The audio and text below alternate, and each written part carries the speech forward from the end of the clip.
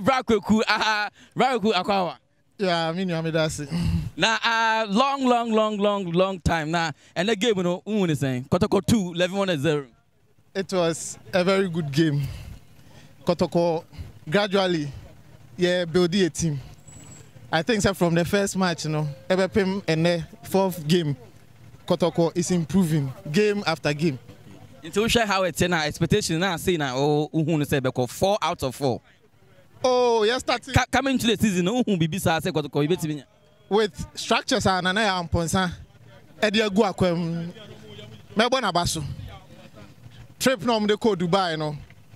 Nanko for bebre eba se Kotoko se Dubai and faso bi ani so.